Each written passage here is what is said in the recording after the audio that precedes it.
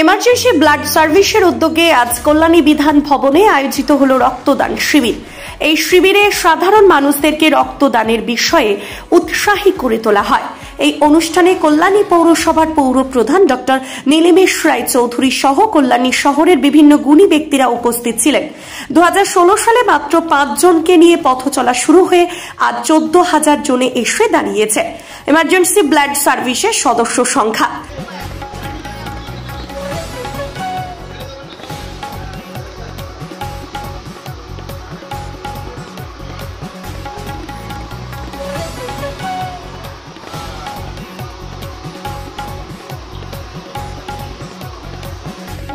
Blood গ্রুপের পক্ষ থেকে তাকে উত্তরীয় উদ্যোগে আমরা মনে করেছি আমাদের আজকের সম্মানীয় অতিথিদের একদম জোরে করতালি হয়েছে।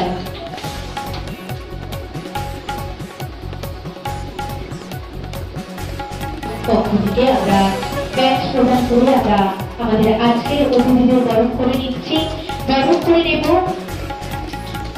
আমাদের আজকের সম্মানীয় অতিথি অমিত বড় সামাজিকে।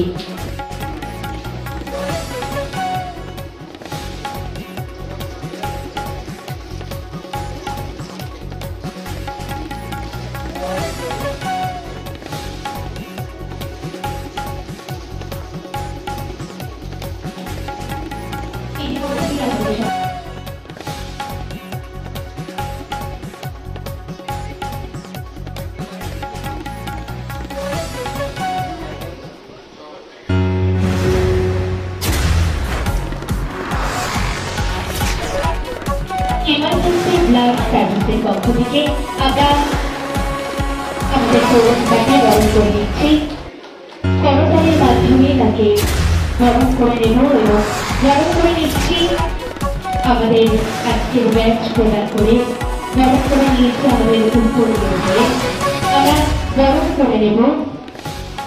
স্যার এদিকে একটু করুন স্যার।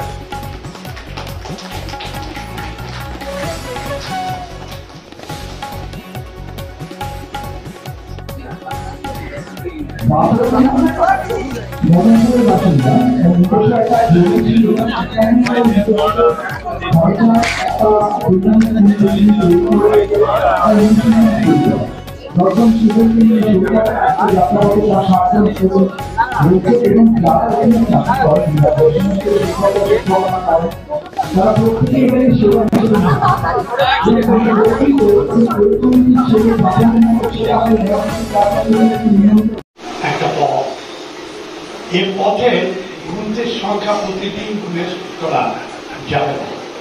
আমার মনের কথাটা এই মুহূর্তে আপনাকে আমি ব্যক্ত করতে পারছি না। আপনার তালিকাটায় আমার নাম সম্মিলিত না। এরকম কত নাম হৃদয়ের গভীরে রয়ে গিয়েছে যাদের বার্তা আপনাদের কাছে এসে পৌঁছে।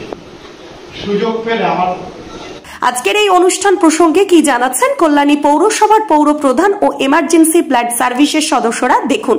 ঢাকা বিশ্ববিদ্যালয়ের আমন্ত্রণে ওসমান সেখানে গিয়ে এমার্জেন্সি ব্লাড সার্ভিসের সম্পর্কে বক্তব্য রাখে। এমার্জেন্সি ব্লাড সার্ভিস গর্ববোধ করে ওসমানের মতো একজন মানুষকে পাশে পেয়ে।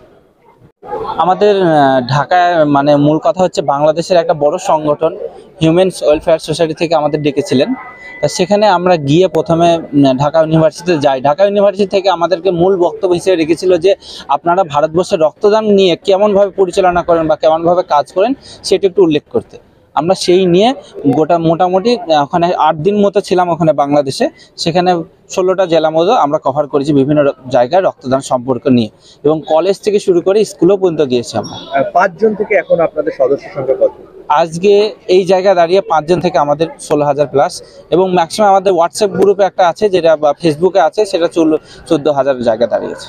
আসলে এই রক্তদান সংস্থা তো ব্যক্তিগত নয়, এরা সমাজের যে অসুবিধা রক্ত পাওয়ার দিক থেকে সেটা সম্পর্কে প্রচন্ড অনুসন্ধান করেছেন, বুঝেছেন কিভাবে এবং কাদের দিয়ে রক্ত যোগান করা যেতে পারে।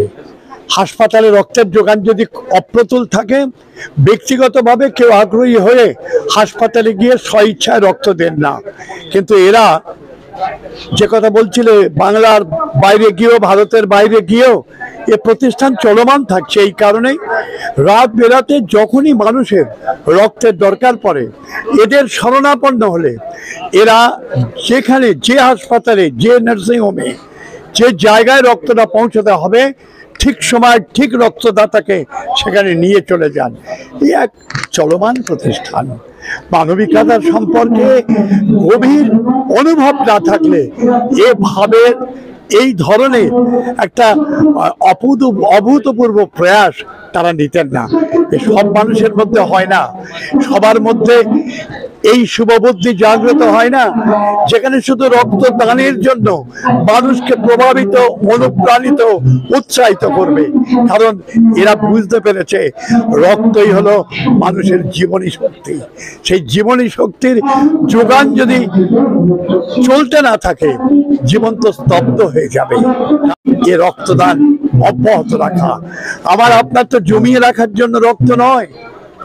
ফুল যেমন নিজের জন্য ফোটে না, রক্ত কিন্তু আপনার শরীরে আপনার জন্য শুধু আপনি বহন করছেন না, বর্ধিত রক্ত আপনাকে অন্যের জন্য, অন্যের জীবনের জন্য যাতে ব্যবহারে দিতে পারেন, তার উপরে নির্ভর করে আপনার মনুষ্য জন্মের সার্থকতা।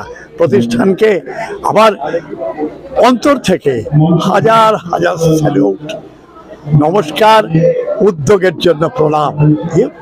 প্রণাম পাওয়ার যোগ্য এক ভাবনা।